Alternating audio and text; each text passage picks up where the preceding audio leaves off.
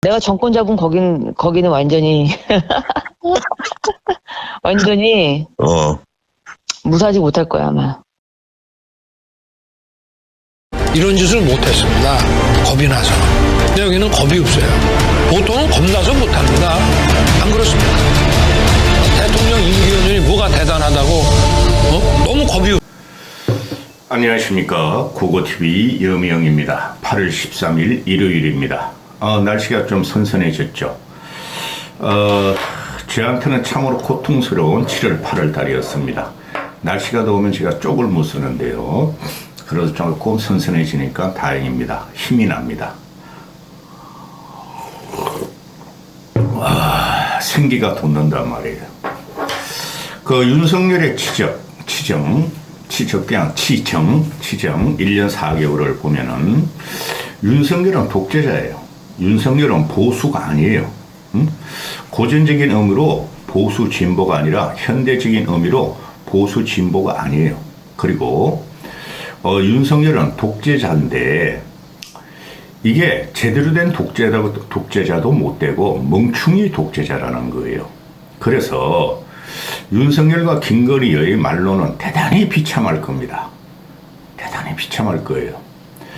그 과거 독재자들이나 현재 독재자들을 보면은 끊임없이 임기를 연장하죠. 그 대표적인 게 시진핑이고 또 트르키의 그 대통령 걔가 그냥 그 중심으로 지금 독재를 구가하고 있죠. 그리고 우리나라 같은 경우를 봐도 박정희도 삼성 개헌을 하고 유신을 하면서 계속 독재자의 길을 걸었죠. 이승만도 그랬었고, 그 다음에 전두환 같은 경우도 지금 처음에 통일 주체 국민회의로 2년짜리 대통령이 됐다가 간선제로 5년을 하고 7년을 해먹고 또 하려다가 상황으로 독재자를 하려다가 쫓겨났죠. 그 윤석열이라는 이 작자를 보면은 솔직히 말해서 대한민국에서 최악의 대통령이에요. 최악의 대통령인 동시에 최저질 대통령입니다. 이게 얼마나 멍청하냐 하면은 5년 안에 자기가 자기 마음대로 해가지고 모든 것을 할 수 있다고 생각하는 자체가 멍청하고, 그 다음에 무식, 무지, 무능, 무개념, 무대법, 그런 식으로 아무것도 모르는 게 그 늙은이 25%를 데리고 다니면서 대한민국 국정을 또는 외교와 국방을 전횡한다는 거죠. 전횡. 그게 멍청해서 그런 겁니다. 따라서 멍청하고 무식한 독재자가 나타나면은 대한민국이 망조가 된다는 소리죠. 로마 공화정부터 나온 정저 케이사르를 암살한 그런 독재의 개념을 떠나고, 또 공산당 독재의 개념을 떠나고, 또 현대 의회 국가에서는 독재가 있을 수가 없죠. 그런데 현대 대통령제 아래에서는 다 어느 정도도 대통령이 독재적인 성격을 갖고 있고, 또 사회를 선동하는 능력들이 어느 정도 있었죠. 그 대표적인 게 현대에서 나타나는 것은 그 트리케건 빼고 완벽하게 이상한 독재자죠.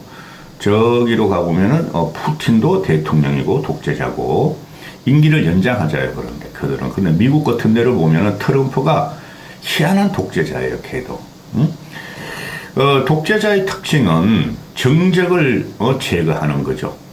자기한테 비판을 가하는 자들을 다 제거하고 자기 일임 통치를 만든다는 거죠. 근데 현대사에서는 그게 불가합니다.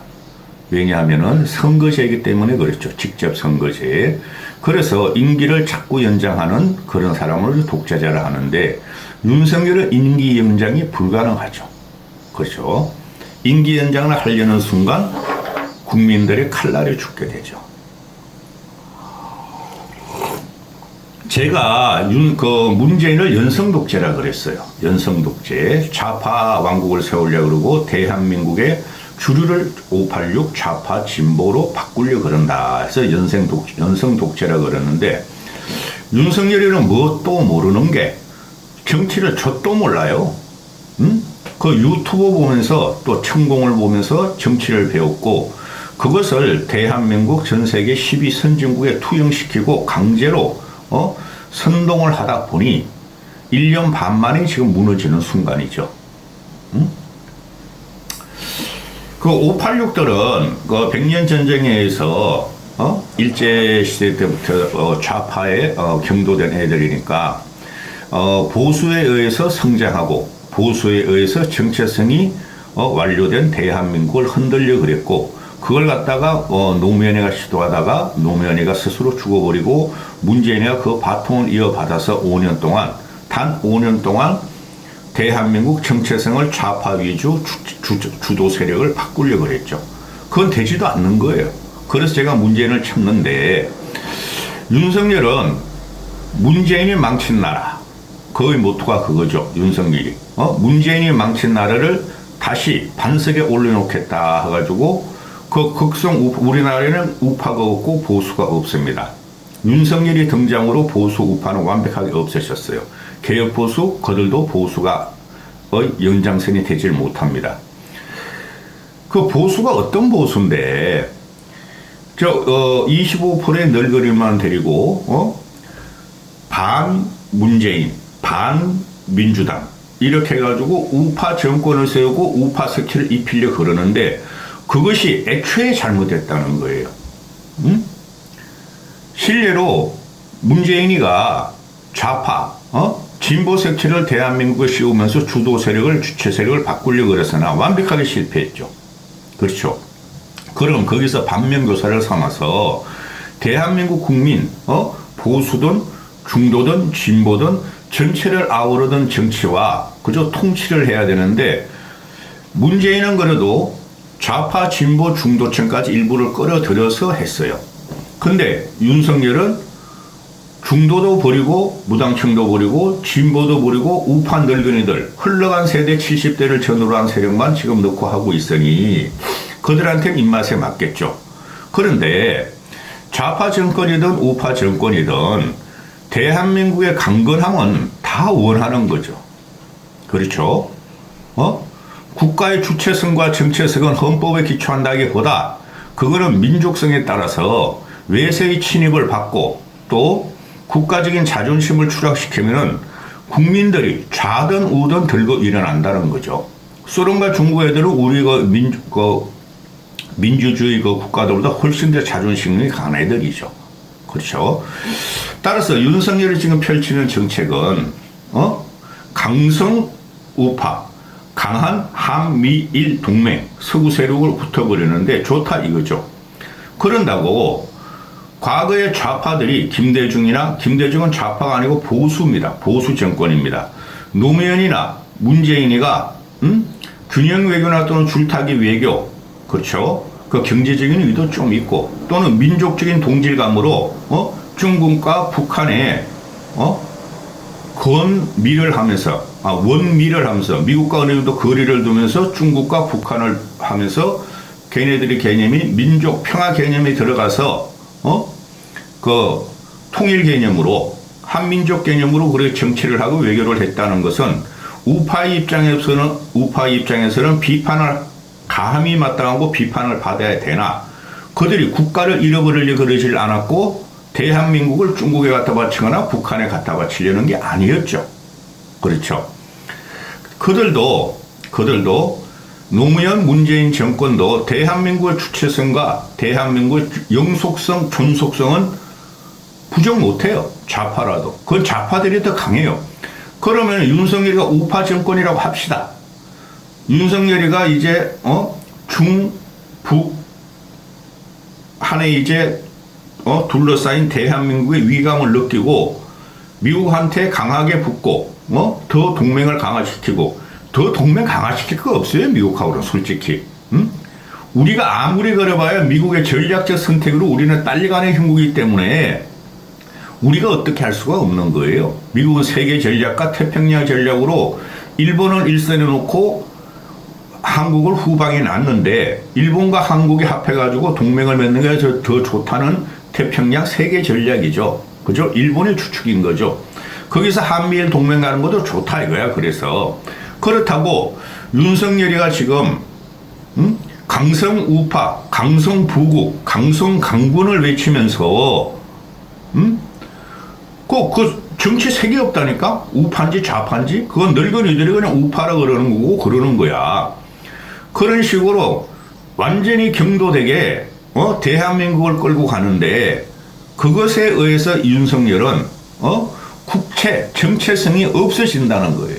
말씀드렸죠. 좌든 우든 어느 나라든 좌든 우든 그 국가의 정체성과 영속성은 가진다는 거죠. 오히려 좌파 애들이 더하죠. 그죠? 사회주의 정권과 공산당 정권이 그건 더 강합니다. 따라서 자본주의 그 국가가 공산주의 국가를 갖다 침략하는 건 거의 없잖아요. 그죠? 공산국가들이 자본주의 국가를 침략하는 건 경우가 있어도 그 대표적인 우크라이나 사태 아니에요. 자, 그런데 이게 국채 정체성도 그렇지만 사회로 들어오면은 윤석열이 진짜 아무것도 모르는 잡부에 불과해요. 잡부. 검사 생활만 30년 했다 뿐이지 사회적인 고찰이나 역사적인 인식이나 요번에도 8월 15일 또 희한한 역사관을 내놓을 거예요. 1919년 임정도 대한민국의 건국이 아니고 1948년 이승만 정권 수립도 대한민국 건국이 아니래. 희한한 예가 나온 거야 지금. 말이 길어지는데 그래서 좌파 우파 이걸 떠나서 윤석열은 공학적으로 지금 그 정치를 보는 거예요. 공학적으로 정치를 보면은 그 정권은 망합니다. 왜?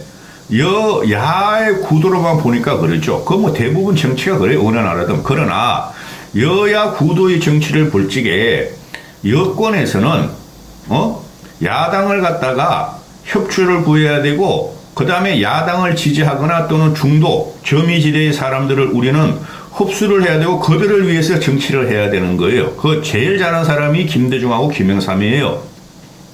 김영삼이 대통령이 됐을 적에 전라도를 비하하지 않았고 김대중 세력을 비하하지 않았어요. 김대중이가 대통령이 될 적에는 오히려 전라도를 갖다가 홀대하고 경상도를 우대했어요. 그런데 윤석열 같은 경우는 아무 정치를 모르고 족같이 모르기 때문에 전라도 민주당 세력, 문재인 세력, 좌파, 진보 그것을 공격하면서 전국을 갖다가 주도하려고 그러니까 실패하고 있고 또 중간에서 양당을 다 싫다는 사람들, 양 세력을 다 싫다는 사람은 국민들은 고통에 빠지고 국민들은 어느 식으로 한 번씩 둘 다 무너뜨린다는 분노에 지금 휩싸이고 있죠. 근데 윤석열 같은 경우 정치적인 공학적으로만 했는데 공학이라는 개념이 뭡니까? 상대편은 우리는 공격하면서 쓰러뜨리면서 상대편뿐만 아니라 상대편이 비판적이거나 또는 상대편과 우리 편을 인정하지 않는 그 세력을 갖고 온다는 것이죠. 그게 안 된 거예요. 그 국힘애들이 그런 거 모를 리가 없죠. 근데 윤석열은 모른다는 거예요. 그게 옛날의 전쟁입니다. 옛날의 전쟁.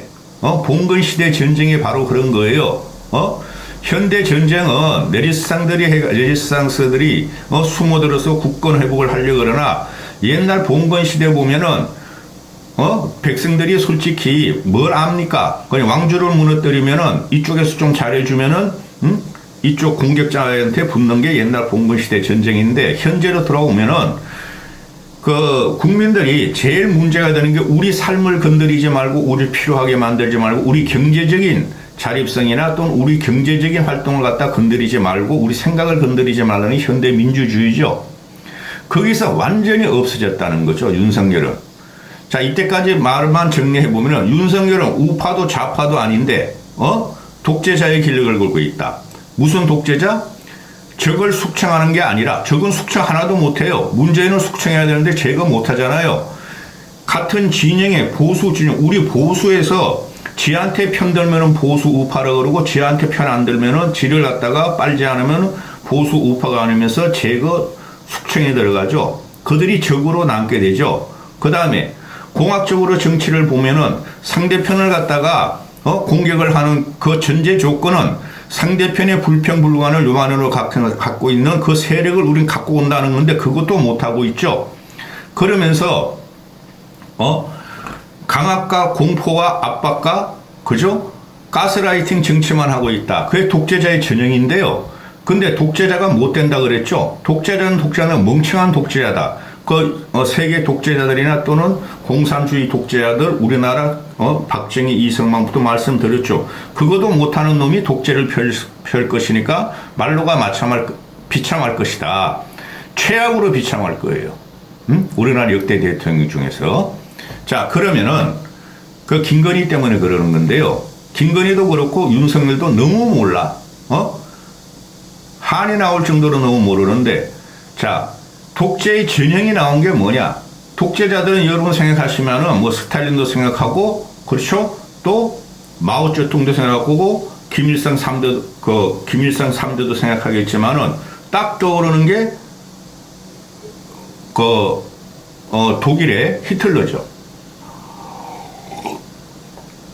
그러면은 독일의 히틀러는 독재를 하려면 명분이 있어야 됩니다. 첫째, 우리나라가 경제적으로 도탄에 빠졌다. 경제적으로 도탄에 빠졌고 먹을 게 없어 사람이 먹고 잘 데가 없어 죽는다. 그거 타파하자. 독일은 그런 여러 개가 섞였어요. 당시에 1차 세계대전이 망하고 나서 2차 세계대전까지 일으킬 때. 그래서 강국, 부국, 강병 정책을 펴자. 히틀러는 그런 것도 했죠. 근데 우리나라 같은 경우는 그게 그런 식으로 한 사람 독재가 바로 박정희하고 전두환이었죠. 국민들이 먹지 못하고 죽는다. 그것이 일단은 먹고 살게 강군, 강병, 부국, 강병을 치자. 그런 거고, 또 독재를 하려면은 전제 조건이 또 있다. 대한민국, 쉽게 말해서 우리나라를 어떻게 끌어올릴 것인가.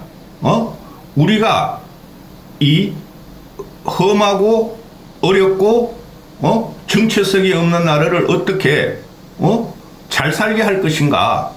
아젠다가 있었어요. 국가 계획이 있었고 국가 아젠다가 있어요. 그래서 독재자들은 누구야? 히틀러 같은 놈은 일단 먹고 사는 게 해결하자. 우리부터 강하게 하자. 그러면서 산업혁명 후반기에 그냥 모든 것을 정비하고 나서 먹고 살만하고 나라가 세금도 많아지고 부흥화시니까 외국 때문에 우리가 못 산다. 외국으로 가자고 전쟁을 일으킨 거고, 대한민국 같은 경우로 또 돌아오면 독재라는 것은 박정희 같은 경우 일단 헐벗고 굴줄에서 죽는 사람을 먹는 것을 하게 하고 집을 주자 하고 독재를 시작했죠. 그래서 박정희 같은 내가 독재자라는 거 안다. 그래서 내가 죽으면 나를 갖다가 욕하라. 그러나 나는 시민혁명군을 키울 것이다. 그들이 중산층이 되면 나를 비난하는 것을 안다. 이렇게 된 것이죠. 국가적인 아젠다가 있었고 모토가 있었고 국민을 전체적으로 끌고 갈 수 있는 뭐라 그래 그거 하여튼 아젠다가 있었어요. 담대한 계획이 있었단 말이죠. 그래서 독재를 갖다가 5년, 10년, 15년 이런 식으로 가는 것이죠. 근데 윤석열은 국가적인 아젠다가 전혀 없습니다. 국가 아젠다가 뭔지를 몰라요. 걔가 지금 하는 소리가 3대 개혁한다 그러죠. 교육, 연금, 노동개혁. 그거 못합니다. 벌써 다 했어요. 걔 생각에 벌써 다 했어, 지는.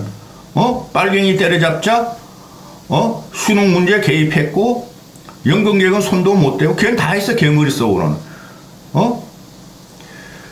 따라서 대한민국을 어떻게 끌고 가고, 대한민국의 위상을 어떻게 한 번에 더 업그레이드 시킬 것인가, 그건 독재자가 할 일도 아니죠. 근데 얘는 그런 생각도 하나도 없어. 무조건 빨갱이 몰이, 좌파 몰이, 민주당 몰이, 문재인 몰이, 늙은이 75%, 늙은이 10대 이상을 들어가가지고 유튜브를 통해서 정치를 하니 국가 아젠다나 국가의 담대한 계획이 하나도 없어요. 그러니까 국민들이 안 따라가요. 늙은이 70대들만 붙어 있고. 또 독재를 하는 유형에, 그럼 좋다. 국가 아젠다도 없다. 또 국내외 사정을, 선동적으로 못 끌고 간다. 외부로, 독재자 이거 말로는 꼭 보면 외부와 전쟁을 해요. 외세를 침입을 막혀서 외국으로 진출하고 남아 정책을 이렇게 되죠. 그렇게 우리는 전략적인 요충지가 아니죠. 그렇죠? 북한, 중국, 일본은 우리가 칠 거야? 그런 것도 없고, 그럼 독재자들이 이 윤석열이 그럼 독재자들이 그 독재의 전형이 뭐냐 하면은 선동 정책을 하는 건데 윤석열이 선동을도 못해요. 응? 그 마오쩌둥의 홍위병, 그 소련은 누구지? 갑자기 생각나. 소련의 걔들, 하여튼 볼셰비키 혁명 하는 그 주류 세력이 있었어. 그 다음에 독일의 청소년 무슨 대 있었죠? 걔네들, 근데 이쪽은 보면 그런 거에서 선동을 치고 언론 통제가 들어가고 그때는 또 그게 가능했어. 50년 전이니까. 50년이 뭐야? 100년 전 가까이 됐잖아요, 벌써. 그런데 지금은 모든 정부가 개방된 사회예요. 그런 독재가 나올 수가 없어요. 그러려면은 다 막아버려야 돼. 인터넷이나 오픈된 정보를. 근데 윤석열이 그런 선동 능력도 없어요. 응? 선동 능력도 없으니 25%의 그 늙은이들이 그냥 네이버 댓글 막 들어가고 비판적인 그 유튜버나 비판적인 댓글에 욕하고 이런 거 가지고 하는데 기가 차요. 그러면은 선동 능력이 없으니 윤석열이 할 수 있는 것은 국가 대통령이고 제왕적 대통령이고 김건희를 모시는 대통령이기 때문에 일단은 대통령 말 한마디로 압박과 겁박과 공포를 줄 수가 있고 그 다음에 언론 장악을 갖다가 표면적으로는 할 수 있어요. 그리고 언론들이나 여론들도 당장엔 겁이 나니까 윤석열을 빨아주거나 또는 어용 기사를 많이 쓰죠.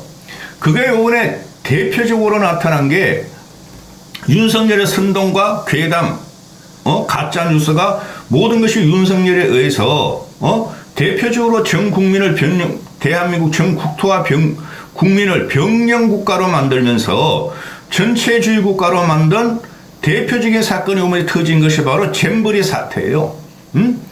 잼버리에 중앙정부 윤석열이 책임하에서 진행하고 계획하고 진행하고 운영해야 됨에도 그걸 갖다가 하나도 안 하다가 국민들의 원성이 나오고 세계인의 원성이 나오니까 K-팝이라는 것을 통해서 극복을 하려고 그랬다는 거예요. 그 K-팝이 다행히 그 공연이 끝나고 나니 K-팝이 잼버리 사태를 성화시키고 K-팝이 잼버리 사태를 성화시키고 성공시켰다 이렇게 지금 언론들이 쓰고 있죠. 이렇게 보면은 대표적으로 독재자들의 과거형으로 보면은 현대는 안 그래요. 과거형으로 보면은 독재자들이 스포츠나 연예 그런 걸 갖다 이용하는 것인데 그걸 갖다가 이번에 K-팝을 통해서 잼버리 사태를 막음으로 인해서 전형적인 독재의 전형이 나타난 거예요. 아주 처참할 정도로 무식하고 멍청한 독재가 나타난 거예요.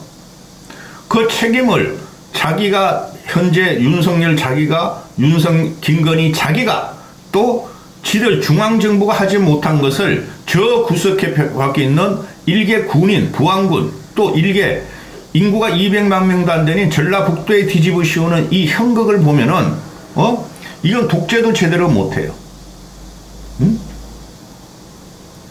전체를 병영국가 전체를 통일하게 만들려는 게 윤석열의 생각인데 그래서 윤석열이 날아가고 멍청한 독재를 하고 있다는 거예요. 하고 싶은 말 발도 못했습니다. 벌써 23분이 끊겼습니다. 말로는 우리나라 역대 대통령 중에서 최악으로 비참할 것이다. 왜? 독재도 못하는 멍충이가 독재를 하려 그러고 너무나 실력이 없고 국민하고 싸우기 때문에 저질 정치, 저질 대통령이 됐고 국민은 칠 것이다. 여기까지 하겠습니다.